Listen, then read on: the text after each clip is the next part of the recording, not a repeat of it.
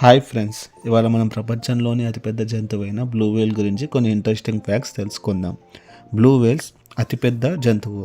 సాధారణంగా 24 నుండి 30 మీటర్ల పొడవు మరియు 100 నుండి 150 టన్నుల వరకు బరువు ఉంటుంది.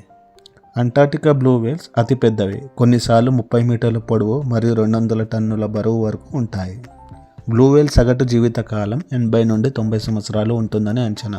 అత్యంత పురాతనమైన బ్లూ వేల్ దాదాపు 110 సంవత్సరాలు వయసు ఉంటుందని అంచనా. ఆడతిమింగలాలు సాధారణంగా మగ తిమింగలాల కంటే పెద్దగా ఉంటాయి. బ్లూ వేల్స్ పుట్టినప్పుడు దాదాపు 7 మీటర్ల పొడవు మరియు 3 టన్నుల వరకు బరువు ఉంటాయి.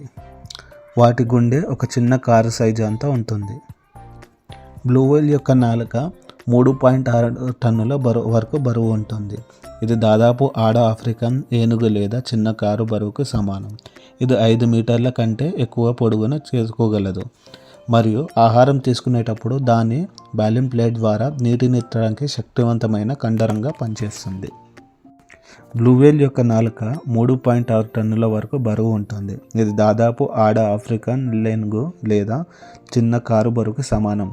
ఇది 5 మీటర్ల కంటే ఎక్కువ పొడవును చేరుకోగలదు మరియు ఆహారం తీసుకునేటప్పుడు దాని బాలిన్ ప్లేట్ ద్వారా నీటిని నెట్టడానికి శక్తివంతమైన కండరంగా పనిచేస్తుంది. బ్లూ వేల్ కడుపు 1 టన్ను సముద్రపు పీతలను పట్టుకోగలదు మరియు అది ప్రతిరోజు 4 టన్నుల సముద్రపు పీతలను తింటుంది.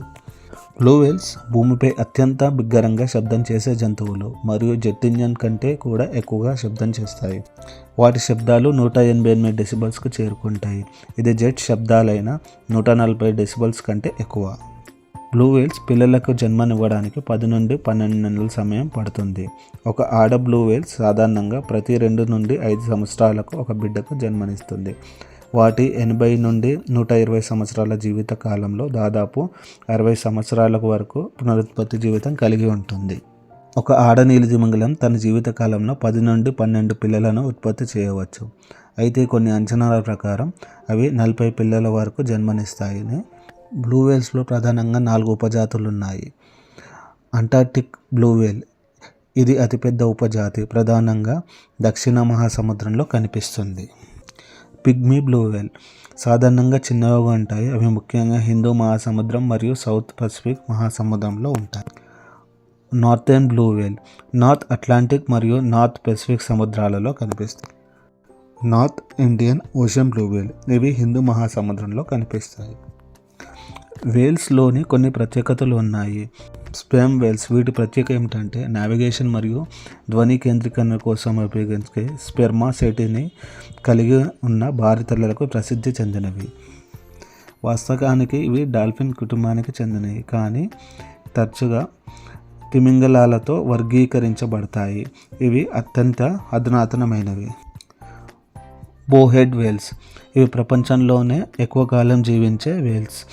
ఇవి 200 సంవత్సరాలకు పైగా జీవిస్తాయి. 20వ శతాబ్ద ప్రారంభంలో కమర్షియల్ హంటింగ్ కారణంగా బ్లూ వేల్స్ జనాభా 90% పైగా తగ్గిపోయాయి. 1904 మరియు 1967 మధ్య దాదాపు 3.5 లక్షల బ్లూ వేల్స్ చంపబడ్డాయి. వాటి అసలు జనాభాలో కొద్ది భాగం మాత్రమే ఉన్నాయి. ప్రస్తుతం అవి అధిక ట్రాఫిక్ ఉన్న దారులలో షిప్స్ ఢీకొనడం, ఫిషింగ్ గేర్లో చిక్కుకోవడం, వాతావరణ మార్పు వల్ల వాటి ఆహార వనరు తగ్గడం మరియు శబ్ద కాలుష్యం వల్ల కమ్యూనికేషన్కు ఆటంకం ఏర్పడడం వంటి ముప్పులను ఎదుర్కొంటున్నాయి. చాలా దేశాలలో వేల్స్ వేట చట్టవిరుద్ధం కానీ ఐస్లాండ్, నార్వే మరియు జపాన్ ఇప్పటికీ వేల్స్ వేటలలో చురుకుగా పాల్గొంటున్నాయి.